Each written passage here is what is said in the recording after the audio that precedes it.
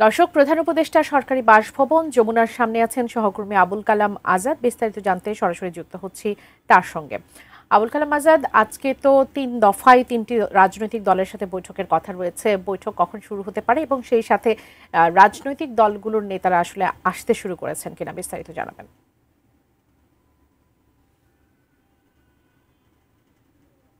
মূলত ৩টি ইস্যু নিয়ে চলমান উদ্ভূত পরিস্থিতি, রাজনৈতিক পরিস্থিতি, ৩ নম্বরে নির্বাচন পরিস্থিতি। এই ৩টি ইস্যু নিয়েই ৩টি রাজনৈতিক দলের সঙ্গে প্রধান উপদেষ্টার বৈঠকটি অনুষ্ঠিত হবে। এই বৈঠকের বা এই ৩টি ইস্যু নিয়ে বিস্তারিত জানানোর আগে আপনাকে বলতে চাই যে বিএনপির সঙ্গে নির্ধারিত সময় ছিল বিকেল ৩টায় এখানে বসার। যদিও আজকে দলটির প্রতিষ্ঠাবার্ষিকীর আলোচনা সভা রয়েছে, সে কারণে দলের স্থায়ী কমিটির সদস্য সালাউদ্দিন আহমেদ জানিয়েছেন সন্ধ্যা 7:30টার দিকে তারা প্রধান উপদেষ্টার বাসভবনে আসবেন এবং এখানে এই বৈঠকে অংশ নেবেন।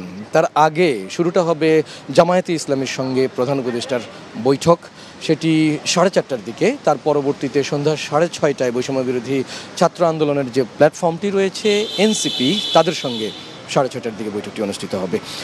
যেটি বলছিলাম যে চলমান উদ্ভূত পরিস্থিতি বলতে সমসাময়িক কালেই দেখা গিয়েছে যে ডাকসুর সাবেক ভিপি নুরুল হক নূর গণ অধিকার পরিষদের যিনি সভাপতি, তার উপরে হামলার ঘটনা ঘটে এবং সেই ঘটনার প্রেক্ষাপট এরকমটি ছিল যে জাতীয় পার্টির রাজনীতি নিষিদ্ধ অথবা তাদের কার্যক্রম নিষিদ্ধ কিংবা জাতীয় পার্টির নিবন্ধন বাতিলের এই বিষয়গুলো নিয়েও এরকম দাবি দাওয়া উঠেছিল।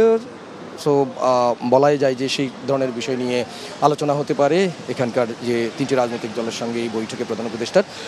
এছাড়া নির্বাচনের যে একটি বিষয় রয়েছে, অর্থাৎ জুলাই সনদের একটি ব্যাপার রয়েছে যেখানে রাজনৈতিক দলগুলোর মধ্যে মতভিন্নতা এখনও বিরাজ করছে।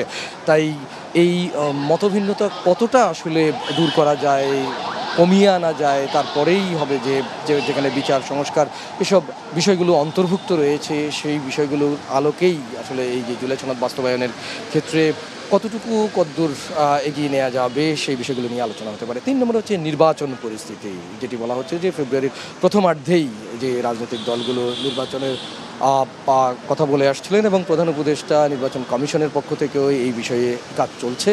তারই ভিত্তিতে বলা যায় যে আজকে এই নির্বাচনকে ঘিরে বা নির্বাচনের তারিখ, সুনির্দিষ্ট সময়, সেটিকে আসলে কিভাবে বাস্তবে রূপ দেওয়া যায় সেই বিষয়গুলো নিয়ে আলাপ আলোচনা হবে। এখনকার মতো এই ছিল আমার কাছে সবশেষ।